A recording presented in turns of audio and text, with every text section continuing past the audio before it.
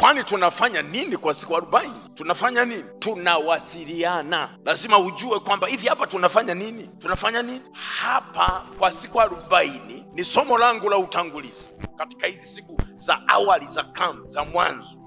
Tumesema haya ni mawasiliano ya ulimwengu wa roho, mawasiliano ya kiroho, sio mawasiliano ya kibinadamu. Haya ni mawasiliano ya kiroho, sio ya kibinadamu kabisa. Na wala hizi siku 40 sio za kawaida, sio za kibinadamu kabisa. Haya ni mawasiliano ya nini? Ya ulimwengu wa roho, ni mawasiliano ya kiroho ambayo yanafanyika kwa njia ya mkazo wa maombi. Ili nakukumbusha, ndio tunachofanya, kwa sababu utakapokupa karatasi za kuombea na kushughulika, nimekuambia yako mambo 7 mpaka tunamaliza kambi hii, kitaeleweka katika hayo mambo 7. Sijakupa, tuko kwenye utangulizi. Tutakapoanza kushughulikia mambo hayo tayari unaelewa mambo yote, unaelewa kinachoendelea, alafu unaelewa hata jicho lako la rohoni tayari litakuwa linaziona baraka zinazoenda kutokea. Kwa utangulizi ni muhimu. Tunafanya nini? Ni communication, divine communication, mawasiliano ya ulimwengu wa roho, ya kiroho, ambayo yanafanyika kwa njia ya mkazo wa maombi. Na hapa nimetumia neno mkazo, mwe mnaelewa. Alafu watu tunapoomba uwage unafanya mkazo, kazo. Ukiona watu wanaomba wanatembea hapa, wanafanya nini? Wanafanya mkazo. Kwa nini ni siku 40? Tunakazia. Kwa nini sio siku moja? Kwa nini sio siku 2? Kwa nini sio siku 3? Kwa nini siku 40? Kwa sababu ni nini? Ni mkazo maalumu, mkazo. Sasa wengine wanatembea, wengine wanakimbia. Haya maombi ni ya mkazo, muelewe. Sio maombi ya legerege, ni maombi ya nini? Ya mkazo. Ninapoomba kichwa changu kinakazia zile pointi, mikono yangu inakazia, mwili wangu unakazia, macho yangu yanakazia, miguu yangu inakazia, nafsi yangu inakazia zile hoja, roho yangu inakazia. Ni mkazo. Waambie jirani yangu, ni mkazo. Hapa ni mkazo. Nini? Ni mkazo. Haya ni maombi ya mkazo, mawasiliano yenye mkazo, sio kawaida. Na ndio maana muelewe, tumesema hapa tunashughulikia vitu nyeti ambavyo duniani havina majibu, ambavyo hakuna mtu anaweza kukujibu isipokuwa Mungu aliye hai peke yake. Kwa hiyo unapofanya kitu kama hicho unakaa yani kimkazo zaidi. Usikae njaa inauma, hivi muda wa kufungua bado, mbona leo tunachelewa? Achana na hiyo, utakula huko mbele, utashiba sana. Fungua anga sasa, fungua anga, baraka zitakuja na utabarikiwa. Ndio maana nasema kwa kuwa umekaza kunipenda. Biblia inasema, hujaona hilo andiko? Kwa kuwa umekaza kunipenda na mimi sasa utaniona. Kwa hiyo ni mkazo. Naliweka hilo sawa. Sawa sawa. Alafu ni mkazo wa mawasiliano kati ya Mungu kwenye kiti cha enzi na nani? Sema na mimi. Piga kelele, sema na mimi hapa. Kwa hiyo hapa mbingu na wewe vinakutana. Hii naipenda. Mbingu na wewe vinakutana. Kiti cha enzi na wewe mnakutana. Na mkikutana ni moto huo, ni mlipuko huo. Uponyaji unatokea, baraka zinatokea, uzima unatokea, maono makubwa yanatimia. Wewe na Mungu mkikutana ni maingiliano. Jana nilifundisha. Haleluya, haleluya, haleluya, haleluya. Ni nini? Ni maingiliano. Kwa sababu lazima ujue na watu waelewe. Kuna maeneo mawili Biblia imeyasema. Imesema kwa habari ya duniani ambapo wako watu mbalimbali. Lakini katika watu mbalimbali kuna watu waliompokea Yesu kuwa Bwana na Mwokozi wa maisha yao. Hao mbingu inawatambua. Na kuna network ya mawasiliano kati ya hao na nani? Na Mungu aliye hai mbinguni. Kwa hiyo hapa tuna uhakika kanisa naweka mkazo, tuna uhakika hapa. Naomba Mungu akusaidie kuelewa. Naomba Mungu akusaidie kuelewa ya kwamba haya sio mawasiliano ya utani, sio mawasiliano ya kibinadamu. Ni mawasiliano ambayo yanamlenga Mungu moja kwa moja kwenye kiti cha enzi. Naongea na Mungu moja kwa moja kwenye kiti cha enzi. Ni kweli niko duniani, lakini amenipa neema ya kumfikia. Umepewa neema ya kumfikia.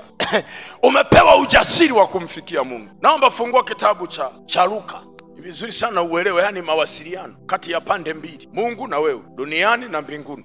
Ni mawasiliano yenye mkazo. Ndio tutakakuwa tunafanya hapa siku zote zilizosalia za kambi, ni mawasiliano. Na tunashughulikia mambo nyeti. Mimi nakuomba tunashughulikia mambo nyeti. Luka sura ya 1 mstari. Naweka msingi huu. Takuwa naweka msingi, ni muhimu sana sana, na tunamtarajia Bwana kwa mafunuo mengi. Luka ile sura ya, angalia pale sura ya 19. Nataka nikuonyeshe mawasiliano. Bwana asifiwe. Mshangilie Bwana wa majeshi. Mshangilie Bwana wa majeshi. Luka sura ya 19 mstari wa 20. Sawa. Anasema hivi, Bwana asifiwe. Bwana asifiwe. Biblia inasema hivi, ule mstari wa 20 ule. Anasema sura ya 1. Au tuanze ule wa 18 pale, wa 18. Anasema Zakaria. Nani? Jamani, nani? Zakaria. Alikuwa mwanadamu kama wewe na alikuwa duniani, alikuwa ameoa. Sawa? Alikuwa na nini? Ni mwanadamu kama wewe na alikuwa na nini? Ameoa na mke, ana familia. Anakaa kwenye hali hizi za dunia. Sawa? Zakaria huyu. Biblia inatutajia na jina lake. Anasema Zakaria akamwambia malaika, "Nitajuaje neno hilo?" Malaika akamjibu akamwambia, "Mimi ni Gabriel, nisimamaye mbele za Mungu, nami nimetumwa niseme nawe na kukupasha habari hizi njema. Na tazama, utakuwa bubu, usiweze kusema mpaka siku ile yatakapotukia hayo, kwa sababu kuyasadiki maneno yangu, nayo yatatimizwa kwa wakati wake." Unaona hapa watu wawili. Bwana asifiwe. Yani unaona hapa aina mbili za mawasiliano. Unamuona Zakaria ameoa, ana mke, yuko hapa duniani hapa kwenye ardhi hizi unazolima, unazoona kuna mito, kuna milima, kuna mabonde, mvua zinanyesha, yuko hapa. Lakini akajiriwa. Jamani, tuko kwenye mawasiliano, sawa? Akajiriwa, na huyu anajitambulisha, ametoka eneo linaitwa wapi? Mbinguni. Katoka mbinguni kaja wapi? Duniani. Kwa nani? Kwa Zakaria. Naye anajitambulisha. Ndio tunachofanya hapa kwenye hapa, tunawasiliana. Sisi hapa tunawasiliana na Mungu. Ni mawasiliano kabisa ya pande mbili ya maeneo. Na mawasiliano siku zote yana pande mbili. Akajitambulisha huyu. Anasema, "Mimi naitwa Gabriel." Anajitambulisha na jina. "Mimi ninaitwa Gabriel." Na namueleza kabisa, anasema, "Mimi huwa ninasimama mbele za nani? Za Mungu." Uelewe Zakaria. Kwa hiyo unaona hapa pande ngapi? Mbili. Mmoja yuko duniani, lakini mwingine ametokea mbinguni. Na ninashangaa sana, wa mbinguni wana majina. Twende taratibu. Hii ni communication. Haya ni mawasiliano ya kiroho, sio ya kibinadamu. Uelewe, haya ni mawasiliano yenye mkazo. Nani nakwambia, mawasiliano kama haya ukiyapata ni neema. Sio kila mtu anapata nafasi. Sio kila mtu anapata mkazo kama huu wa kiroho.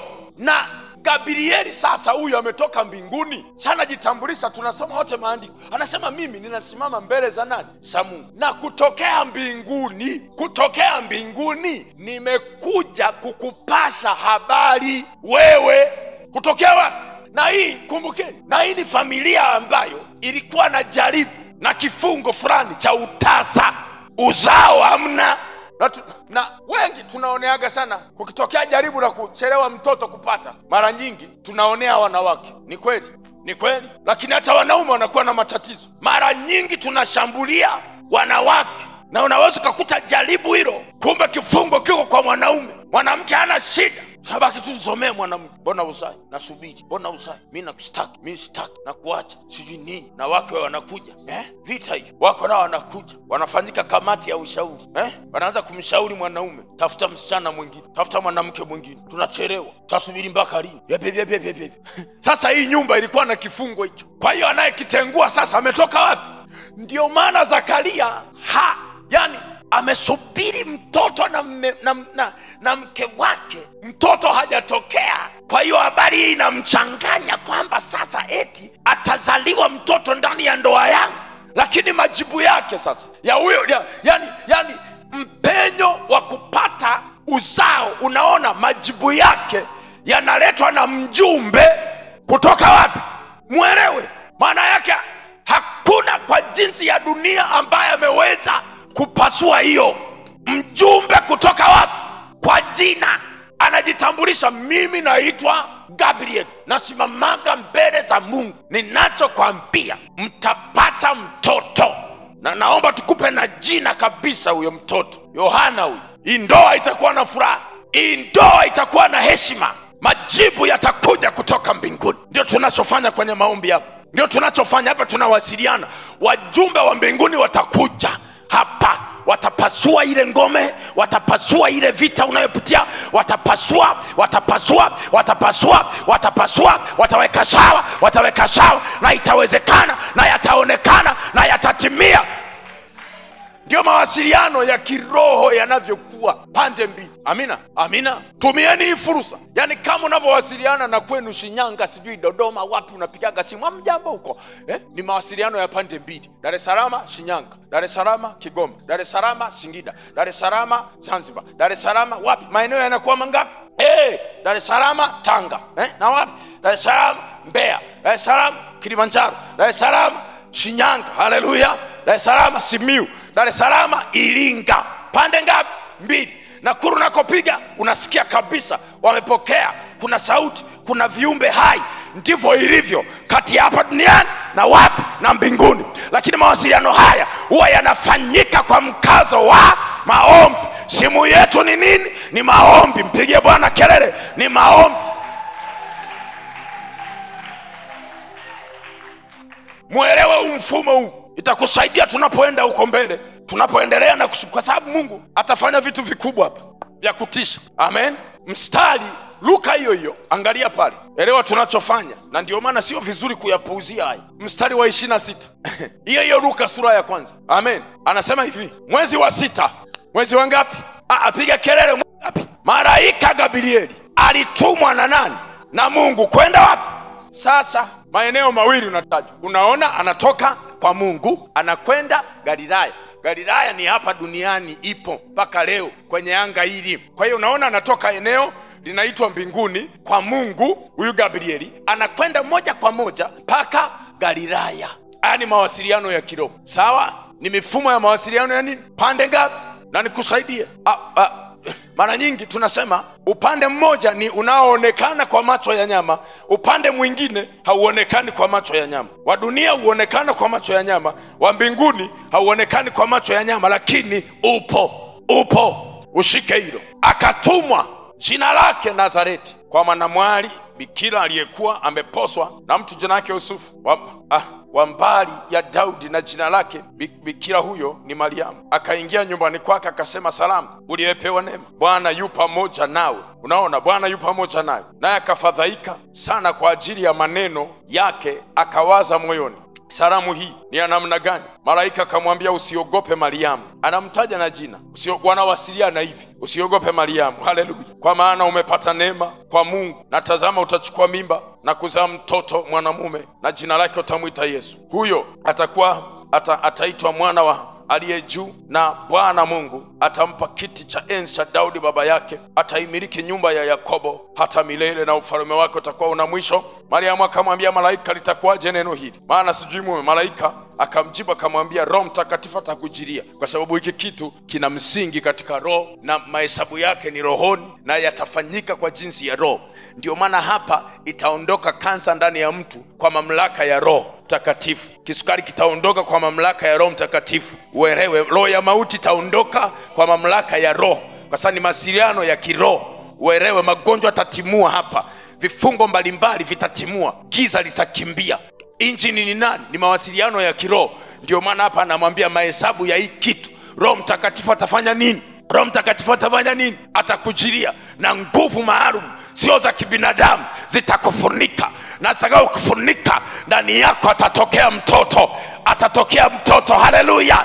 Ndicho kitakachotokea hapa tunapowasiliana na Mungu. Kuna watu Roho Mtakatifu atakuwa anashuka na kuweka mambo sawa. Roho Mtakatifu atakuwa anashuka na kuweka mambo sawa.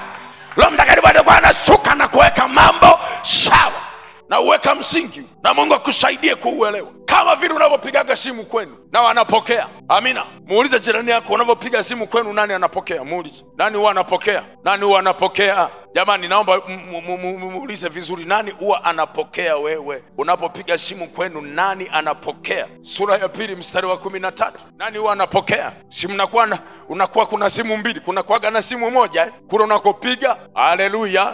Ni pande mbili. Sasa sisi hapa ni duniani na nini? Na mbinguni. Mshangilie Bwana. Mshangilie Bwana. Mshangilie Bwana. Luka sura ya 2 mstari wa 13. Mawasiliano. Haya ni mawasiliano. Haleluya. Haya ni mawasiliano.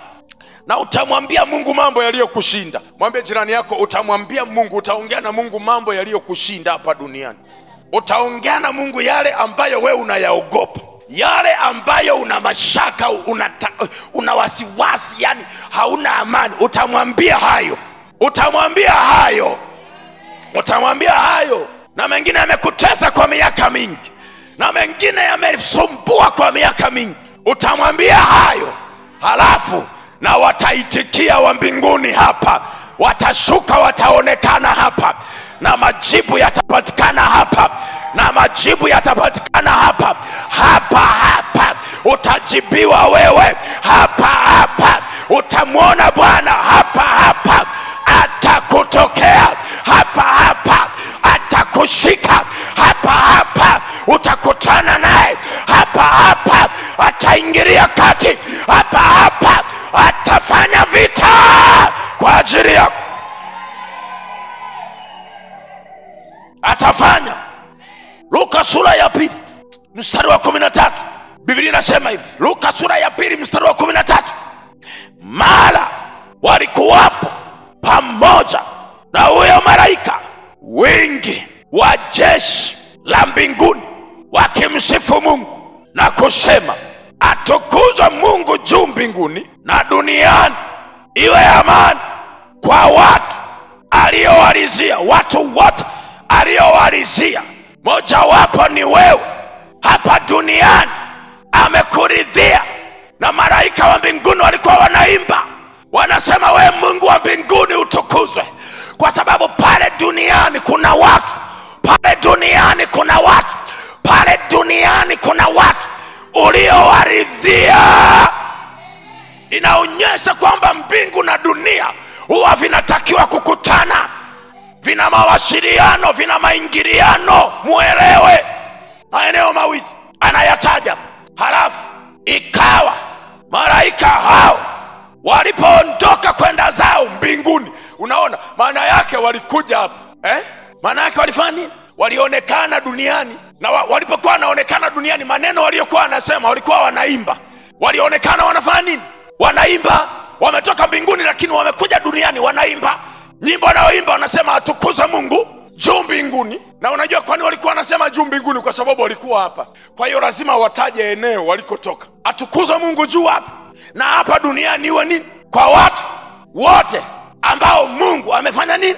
Amewaridhia. Walipomaliza nyimbo zao hizo, walipomaliza kutangaza hayo mambo, walipomaliza kutoa ukilio hapa duniani, Biblia inakueleza wakarudi mbinguni. Kwa hiyo wewe na Mungu mnaweza mkaongea, mnaweza mkawa na lugha moja, na Mungu akakutokea na ukapokea. Ndicho tunachofanya hapa. Hapa tuna mawasiliano, maingiliano kati ya dunia na mbingu yatafanyika, kwa sababu tuko kwenye uwanja wa mawasiliano hapa. Mshangilie Bwana, utajibiwa. Mshangilie Bwana, utajibiwa. Wewe utajibiwa. Mwambie jirani yako, piga simu vizuri, peleka hoja vizuri mbinguni wewe. Mshangilie Bwana kwa makofi. Maeneo mawili. Sasa naomba nije kwa sababu tutaomba katika utangulizi huu wa maombi. Utangulizi. Session hapa tumeomba rehema, toba na msamaha, na tutaendelea hiyo katika utangulizi. Tunaomba juu ya toba na rehema, Mungu atakasa sura. Lakini Bwana asifiwe. Bwana asifiwe. Nimesikwambia kuna anga tatu. Kuna anga ngapi? Tatu. Liko anga la kwako kama wewe na muelewe. Ndio maana Biblia inasema kila mtu atauchukua nini? Mzigo wake mwenyewe. Hiyo inaonyesha kuna unaona mimi hapa na mke huyu hapa, unaona mimi hapa na mke, sawa. Lakini inapokuja kwenye mambo ya mbinguni, kuna anga langu, ana anga lake, nitalitolea hesabu, atalitolea hesabu, sawa. Kwa hiyo unalo anga la kwako kama wewe, ulimwengu wa roho, na hakuna kusingiziana. Mungu ni mume wangu alinikwamisha, ni mke wangu alinikwamisha. Mbele za Mungu hiyo hoja inapingwa, inapingwa.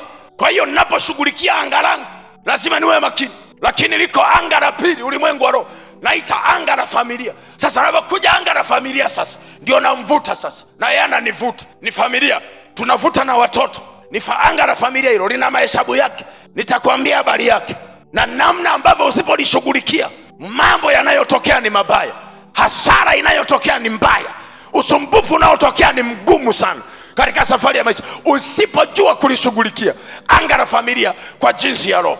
Wanapokuja anga la familia, namvuta hapa, ni familia, navuta na watoto, tunavuta na wale wanaotuzunguka, sawa. Kama huyu ana wadogo zake na ana wadogo zangu, tuna wazazi, sasa tunawavuta wote. Hilo anga la nini?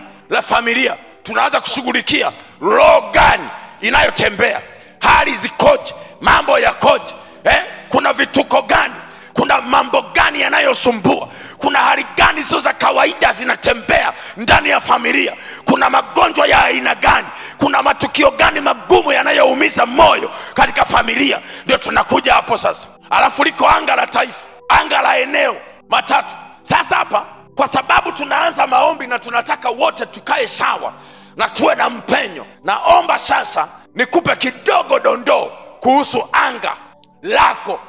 Unajua nipa ushuda. Yuko mwanafunzi mmoja anafaulu sana, ana akili, unasikia rafiki yangu, ana nini? Ana akili sana mwanafunzi, anaongoza vizuri. Lakini wakati wa nini ndugu yangu, wa mitihani, anafanyaje? Anaugua mpaka wanabeba. Unaona binti huyu hapa, njoo hapa. Unaona huyu anga lake limesimamiwa hapa katika mwaka wa mwisho wa kusoma, sawa. Alikuwa asimalize shule kabisa. Kwa akili za kibinadamu ilikuwa iwezekani amalize sekondari. Usimamizi hapa mlikuwa mnamuona hapa, maombi hapa, mchana, jioni, asubuhi, usiku, wakati wote roho zinapambana, bomoa, sawa. Akavunja na jina, akasema sasa nabadilisha na jina, mimi nitakuwa Debora. Unaona, anashughulikia hiyo, iko kwenye anga lake. Na katika mwaka huu ambao roho ziliinuka ngumu kabisa za kupambana, ndio amefaulu kwa namna division 1. Tunazungumza vitu hivi practical. Hata mambo yanayoendelea kwenye maisha yako wewe ni anga lako. Chochote kinachoendelea, angalia anga lako. Lazima ujue kusoma na kulichukua na kulidhibiti. Ni shangali papa division 1. Operation huyu mpaka anaenda, anapanda kwenye gari kwenda shule, anaenda kwa imani. Tunaomba, yanalipuka, nguvu zinalipuka mpaka kwenye basi, anaenda shule. Anafika shuleni bwenini tena mali analipuka tena. Watupigia simu, jamani mtoto huku didi.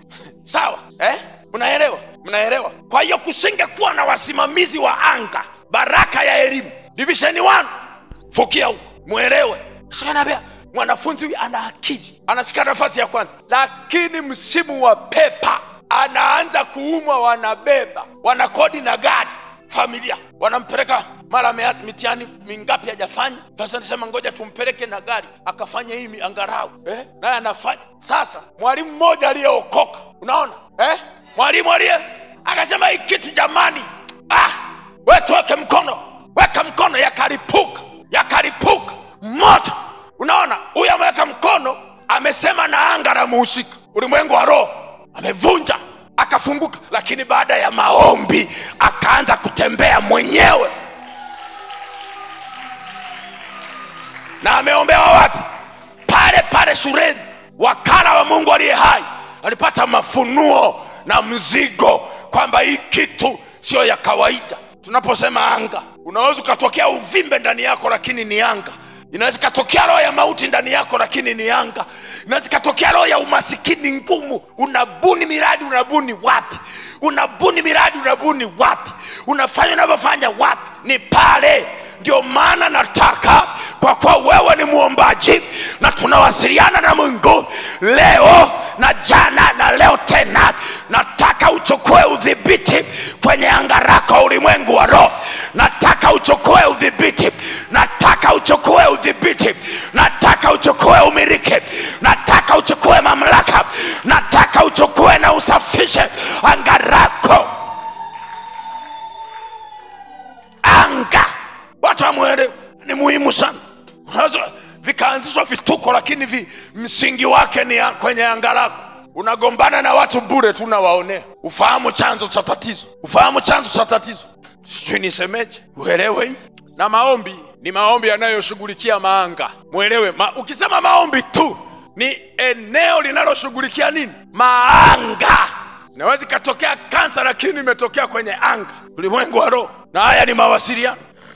Kwa hiyo lazima ujue kulisemesha. Na naposema haya maneno, wewe unasema mchungaji, kwani hiyo anga, unaposema anga ndio nini? Hebu angalia Efeso 2:2. Fungua Efeso. Fungua hiyo Efeso sura ya 2 mstari wa 2. Usaidie hii. Na usipokuwa ngangari, unacheka cheka tu, unafanya mzaha kwenye mambo ya kiroho, ujitambui, na kuambia utoboi. Hautoboi chini ya jua. Kiufahamu, kiuchumi, kibaraka, kihatima, lazima uwe ngangari. Lazima uwe ngangari kweli kweli. Mambo yale gerege yale, achana nayo. Sura ya 2. Umepaona? Umepaona?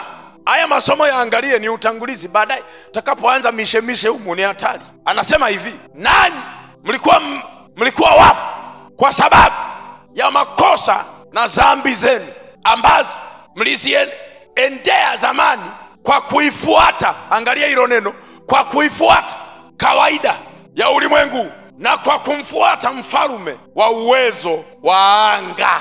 Nani? Mumeelewa hii? Na kwa kumfuata nani? Mfalume wa uwezo wa nini? Wa anga. Mfalume maana yake nini? Anamiliki hilo anga, anatawala hilo anga, amelishika, liko chini yake, amelidhibiti. Anaitwa mfalume wa anga. Na anasema huyo unamfuata anachotaka. Kwa kumfuata mfalume wa uwezo wa nini? Wa anga. Anataja kabisa, nimekwambia ni mawasiliano ya kiroho. Anasema huyu mfalume wa anga kumbe ni roho. Jamani, ni roho. Ni roho kabisa, ni roho. Anaitaja hapa, anasema mfalume wa uwezo wa anga. Je, ni nani huyo? Angalia Biblia yako, ni nani huyo? Anasema roho yule atendaye kazi sasa katika wana wa kuasi, ni roho. Kwa hiyo kumbe unapambana na anga lako, kuna roho unazotakiwa kuzifukuza zisichukue utawala kwenye anga lako na ulimwengu wa roho, zisionekane hapo. Zingine zimekaa muda mrefu, zingine kwa kukosa ufahamu wewe zimekutesa muda mrefu, zingine kwa uvivu wako wa kiroho zimekusumbua muda mrefu, kwa kukosa maarifa zimekusumbua muda mrefu, zimeleta madhara, zimechelewesha baraka, zimekuchonganisha na Mungu, zinakuelekeza jehanamu. Kwa hiyo huyu mfalume anatakiwa apokonywe, azuiwe. Ni roho kabisa. Likishikwa anga lako, limeshikwa. Tufanyeje duniani? Unapoteza muda. Muielewe, kama yule pale division 1 asingeiona, ilibidi anga lake nani ananyemelea, apigwe, apokonywe, akanyagwe, ndio akapata mpenyo. Na vivyo hivyo kuna vifungo vya kiuchumi kutokea kwenye anga, kuna vifungo vya magonjwa kutokea kwenye anga, kuna vifungo vya mikosi kutokea kwenye anga, kuna vifungo vya mauti kutokea kwenye anga, kuna vifungo vya kudumaa kutokea kwenye anga. Kama una habari, taarifa ndio nakupa. Kama wewe sio mtu wa vita za kiroho, utakuwa unatoa macho tu. Mfalume wa nini anaitwa? Wa nini? Wa anga. Roho ni roho. Tunaposema kuna roho, ni roho. Amesema hapa na huyu mfalme tabia zake nini? Ni kwa mfano hapa amesema, amezitaja hapa chache. Anasema yeye kwanza anaua, kwa sababu anasema mlikuwa wafu. Yani anatengeneza hali ya mauti katika kila eneo la maisha ya mtu huyu. Amina jamani, amina. Fiwe. Haleluya, haleluya. Nasema tena haleluya. Nasema tena haleluya. Nasema tena haleluya. Na kufundisha juu ya anga tu. Wakorintho wa pili, fungua sura ya 4. Wakorintho wa pili sura ya 4. Maanga, unapigwa umaskini kutokea kwenye anga, unapigwa magonjwa kutokea kwenye anga lako, unapigwa lazima ujue kushughulika na huyo. Ametajwa kabisa mfarume wa nini? Wa anga, roho. Wakorintho sura ya 4. Bwana asifiwe. Mstari wa 3. Uangalia hapo mstari wangapi? Uangalia hapo mstari wangapi? Na ndio maana Yesu anafunua roho, anapozizungumzia roho za shetani. Anasema hivi, zenyewe ni kwa ajili ya kuiba, kwa ajili ya kuua, kuchinja, kuharibu. Na Yesu ametumia neno kuchinja. Hizo roho hizo, unajua watu ukisema roho mnafikiri ni kitu soft, yani roho. Unaposema roho, mfarume wa anga roho, wewe unafikiri ni kitu yani soft. Sio soft. Na kina ukatili kweli kweli juu yako. Kinaposhughulikia mambo yako kina ukatili usio wa kawaida. Sasa Yesu anasema hivi, kwa hiyo huyu ni kwa ajili ya kuchinja. Unajua kuchinja kuko hivi. Unaposema kuchinja ni zaidi ya mauti. Muelewe, Yesu sio ametumia neno kuchinja. Kuchinja ni zaidi ya nini? Ya mauti. Yani kuchinja maana yake umeshaua. Yani umeshafanya nini? Umeshaua. Sasa kile kilichokufa ndio unakigawagawa. Sinaeleweka? Kichwa peke yake, miguu, kucha, nywele ndio kuchinja. Kwa hiyo Yesu anafunua hizo roho. Anasema level yake ni kuchinja na kuharibu. Na zinamharibu nani? Zinaharibu watu, maisha ya watu. Hebu tusome Wakorintho, alafu niishie hapo tukaombe. Tunapozungumza anga, usifanye mchezo. Anasema hivi, haleluya. Anasema hivi, lakini mstari wa 3, Wakorintho sura ya 4 mstari wa 3 anasema, lakini ikiwa injili yetu imesitirika kwa hao wanaopotea. Yani kuna watu wanapotea. Mzee, unasikia? Kuna watu wanafanya hapa duniani wanapotea. Kwa nini wanapotea? Ambao ndani yao mungu wa dunia hii, huyu mungu wa dunia hii ni waanga, yanaishika anga. Umuelewe huyu. Msome vizuri, kwa sababu nataka tumsemeshe kwenye maombi haya, tumsemeshe kwenye anga lako, tumsemeshe asikanyage, asisogee, asipande chochote kwenye anga lako. Mungu wa nini? Amefanyaje? Amepofusha fikira zao wasioamini, isiwazukie nini? Jamani, ndio maana tunahitaji kumfukuza huyu asikanyage. Anapofusha fikra. Akishika anga anapofusha fikra. Nakwambia kweli, anapofusha fikra. Ukipofusha fikra huoni fursa, unakuwa tu jinga. Fikra zimeshikwa. Anapofusha fikra ili anasema mambo yafuatayo huyo mtu asiyaone. Yametajwa hapo. Akishika anga langu. Mwambie hii siku ya 3 kwenye siku zote za maombi, nataka anga langu lieleweke. Nataka anga langu lifanye nini? Nataka anga langu lifanye nini? Piga kelele, anga langu lifanye nini? Huyu mungu wa dunia. Alafu bwana, nimegundua shetani anapenda nani? Yani vyeo vyote vya Mungu anapenda kweli kuvitumia. Kwa mfano, mfarume wa anga anapenda kweli kutumia vyeo vya Mungu na yeye avitumia aabudiwe. Anasema hivi, mfarume wa nini? Wa anga, wa uwezo wa anga, anavyojifafanua hapa. Anasema mungu wa dunia alivyo huyu, ambaye kazi yake ni kuweka upofu kwenye fikra za watu. Na anaweka upofu ili, anasema hivi, anazuia nuru isimkute mtu, anazuia utukufu usitokee kwa mtu, anazuia mtu asiweze kuona na Kristo aliye sura ya Mungu. Anazuia akishika anga. Amina. Unajua fikira zikishikwa, wanaume wengi wakitoka makazini, angalia pabu, bar, sasa hivi kuanzia saa 10:30, 11, 12 kwenda juu, zimejaa magari. nakwambia huyo waanga yuko kazini juu yao, sio kitu cha kawaida. Zimejaa magari, yamejaa, wanakunywa bia, wanakunywa nini, makahaba wako hapo, choma nyama. Hao usifikiri hawana familia, wana familia, wana mke na watoto, lakini ile fikra mkuu wa anga ameidaka. Kwa hiyo mtu haoni thamani ya mke, haoni thamani ya familia, haoni thamani ya kuwa nyumbani kwa ajili ya kutulia na watoto, haoni thamani ya kula pamoja na familia, haoni thamani. Kila siku akitoka kazini haendi nyumbani, anapitiliza wapi? Ile fikra inaendeshwa. Kwa sababu ndio unaona mkuu wa anga amemshika, anasema kwa kumfuata. Kwa hiyo yani fikra inakuwa kama mateka. Yeye anaona kama ni kawaida, lakini anaendeshwa na roho. Haioni kwa macho, lakini ipo inamuendesha. Toka kazini, chukua kompyuta, washa gari, fika pale, choma nyama, kunywa bia mbalimbali, makahaba. Na ndio maana bwana, penye bia makahaba hawa wa kutosha wengi. Na utakuta mpaka wale wanaosevu hawavai vizuri kwa heshima, wanavaa vinguo vifupi na ukujua anavaa anajiachia. Kwa nini? Kwa sababu hapa ni mahali pa watu walioshikwa fikra. Kwa mtu ana watoto, vitoto vimetoka shuleni, havionani na baba. Mama watu anapika poti, analiweka mezani, jamaa linarudi saa 8, chalewa, watoto wamelala, saa 8, analala masaa machache, anaamka, alafu anaanza kwenda wapi? Kazini. Sasa kwa sababu ya hiyo hali, anaenda kazini ni mchovu, amechoka. Ufanisi kazini unafanya nini? Ubunifu kazini unafanya nini?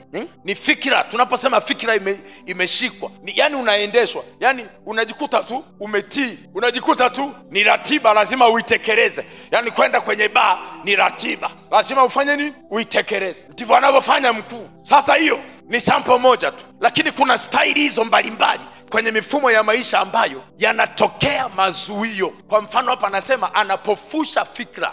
Kwa hiyo wewe kupata mpenyo katika mambo yako, lazima uhakikishe anga lako ulimwengu wa roho. Huyu anaitwa Mungu wa dunia akanyage, huyu anaitwa mkuu wa anga akanyage, na hana mazoea ya kugusa hapo. Na kama kuna vitu aliweka aviondoe kwenye anga lako, na kama kuna vitu ulizubaa, kuna msimu fulani ulizubaa, akaja kuna vitu akaweka vinakuletea madhara, katika jina la Yesu aviondoe, atoweke. Nasema atoweke, nasema atoweke, nasema atoweke, atoweke mara moja, toweka mara moja, toweka. Na mkuu wa anga ndiye anayetengeneza mawakala wote. Ukiona simu inasema hivi, piga namba hii, mganga huyu wa kienyeji mpigie hii namba, huyo anaye operate hayo mambo ni mkuu wa anga. Ukiona vibao vinasema njoo uchukue utajiri, piga namba hii hapa, utapata hela za mapepo za majini, anayeratibu huyo ni nani? Nilikwambia hapa. Na kanisa likizubaa, wanadamu wanateseka. Kanisa likizubaa, madhara yanatokea sana kwenye maisha ya watu, sio waliookoka tu, hata ambao hawajaokoka. Madhara yanatokea sana kanisa likizubaa, kwa sababu mwenye mamlaka kumpokonya mkuu wa anga ni nani? Ni kanisa. Kwa jina la Yesu, kwa damu ya Yesu, na kwa mamlaka ya Roho Mtakatifu, ni kanisa. Sasa kanisa limelala, yanatokea madhara. Hamuombi, mnacheka cheka tu. Njooni kwenye kambi, tuko pamoja. Wangapi wamepokea simu yako, ile message wewe unaona kama ya kawaida? Sio ya kawaida. Wangapi wamepokea hiyo message? Piga namba hii, wewe mganga ameshakuja, jiunge na namba hii 66 sijui. Wangapi mmeona hizo simu? Mnafikiri nani anaratibu? Na kuna watu wanapiga kweli kuna watu wanapiga kweli, na kuna watu wanaingizwa kwenye kazi za kuzimu kweli. Kama yule kijana nilikufundisha, ameona kipindi kwenye channel TV moja, mtu anafundisha elimu ya majini. Amekaa pale anafundisha kipindi, anafundisha namna ya kuita jini. Unataka kuita jini la kufanikiwa, anafundisha namna ya kuliita, namna ya kutamka maneno ili lije. Na kupaga ushuhuda, usimsahau yule kijana, sijui uko wapi siku hizi. Anasema aliposikia akaanza kuita, akaita, akashangaa tu kuna kitu kimeingia ghafla ndani yake, kimefanya pale pale, akili zikaruka. Mamake amemleta mtoto wa kiume mzuri, akili zimeruka. Amuuliza, mama, hii imetoka wapi? Anasema huyu alikuwa anaangalia kipindi cha namna ya kuita jini la mafanikio, akaanza kuliita, amekaa sebuleni. Alipoliita akakuta roho imeingia vup, na hapo hapo akili zikarudi. Sasa wewe kama wewe lazima ujue kumonita anga lako, na kwenye maombi kama haya Mungu akusaidie. Sawa? Kwa mfano tuko kwenye maombi kama haya, ukiona una uzito wa kuomba, ujue wako hai kwenye anga lako. Ukiona una uzito wa kuomba, yani tunaomba kwenye kambi kama hili la faya, wewe ni mzito Kwanza mzito kuhudhuria maombi. Mimi nawaangalia washirika wa VRT, nawaangalia mzito kuhudhuria nini? Mzito kuhudhuria maombi. Yani unajikongoja kwenye anga kama hili la nguvu ya Mungu, unajikongoja, yani unajivuta. Ujue kabisa, wala hiyo ni dalili kabisa kwamba jamaa wale wamekushika na hawataki upate mpenyo. Wanajua kienda huyu kwenye maombi huyu anatutoroka. Tumezoea kumuonea, kienda kwenye maombi huyu atafunguka. Kuna kuwa mzito. Bwana asifiwe. Jamani, Bwana asifiwe. Bwana asifiwe. Ndio ile kwenye maombi umbebe Biblia kabisa, unataka kuondoka, mgeni anakuja. Mnaanza kupiga story zenyewe za kijinga. Hakuna hata moja ya maana. Mnaanza tu kupiga story. Shoga. Shoga, jamani shoga. Wenzako huku tuko kuunguruma, bwana onekana ingilia kati. Wewe uko kule shoga. Yanacheka kwenye anga lako, yanasema yani tumemmonitor vizuri. We monitor this guy. Huyu mwanamke tumemmonitor, hatapata mpenyo. Tena leo maombi ya leo ndio ilikuwa kafunguke. Tumemuweza. Basi unaongea pale shoga. Tunamaliza maombi na wewe shoga. Siku imepita. Kesho tena monitor hiyo hali. Kwa sababu maombi yanashughulikia mambo nyeti. Na ninaomba unaposimama sasa hivi mwambie Bwana, mimi kwa mfano kama mimi jana nilikuwa najitaja na jina langu kabisa. Nilikuwa najitaja, mlisikia hapa. Nilikuwa najitaja kwamba mimi Joshua, anga linalo ni uso, nasema na kila roho, nasema nazo, najua zipi, achana na mimi. Ni kwenye maombi, achana na mimi. Anga langu litakutana na Mungu aliye hai. Kutakuwa na wepesi kati yangu na Mungu kwenye maombi haya. Baraka zikija tu nazikamata mara moja, kwa sababu anga lina uhai. Kwa mfano naposema uhai wa anga, Simeoni akaongozwa muda ule, yani akasikia kwa jinsi ya roho anga lake liko soft, linachemka, liko vizuri. Kwa hiyo network inakamata haraka. Kaambia sasa hivi ongoza hekaluni. Kafika, asana Mungu mtoto, asa macho yangu yamemwona Bwana. Hata uwezo wa kuona baraka inategemea anga lako limefunguka kiasi gani. Hata uwezo wa kuelewa lugha ya mbinguni kwenye maombi inategemea anga lako limefunguka kiasi gani. Hata kuona kwamba Mungu anakuponya inategemea anga lako limefunguka kiasi gani. Hata kuona kwamba sasa uponyaji unakuja, sasa ninapona, yani sasa nabarikiwa, yani kabisa naona sasa nabarikiwa mimi, yani kabisa hii mauti inaondoka.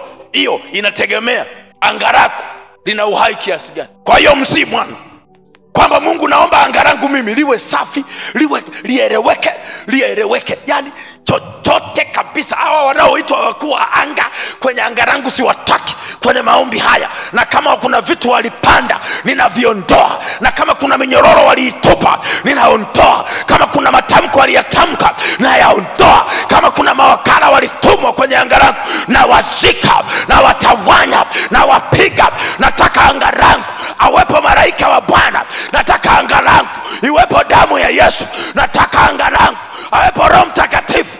Nataka anga langu malaika wapande na kushuka.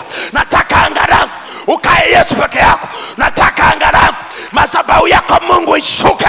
Nataka anga langu ahadi zako zijae. Nataka anga langu sauti yako ijae. Nataka anga langu agano lako likae. Nataka kwenye anga langu yasemeshe malango ya anga lako. Tunapoweka msingi wa maombi, kwa tutakapoanza kuomba, macho yatakuwa sharp. Yani malaika wakiwa wanaleta baraka kwenye maombi, unawaona kabisa, hii hapa nadaka, hii hapa tayari, uponyaji tayari. Haleluya. Hiyo hapo muujiza wangu unakuja. Hiyo hapo nimeiona. Hapa mhubiri atakuwa anafundisha hapa. Anapofundisha unaona mafunuo haya ni ya kwangu. Hii baraka ni ya kwangu. Huu muujiza huu ndio wenyewe. Ndio nilikuwa na utafuta. Ndio umenisumbua muda mrefu. Haya ndio majibu nayaona. Hiyo inategemea anga lako meliwekaje. Sawa. Kwa hiyo kwenye utangulizi piga kelele. Hebu simama, sema Bwana Yesu, ninaita damu ya Yesu kwenye anga langu. Piga kelele, sema ninaita damu ya Yesu kwenye anga langu. Ninaita damu Yesu kwenye anga lako.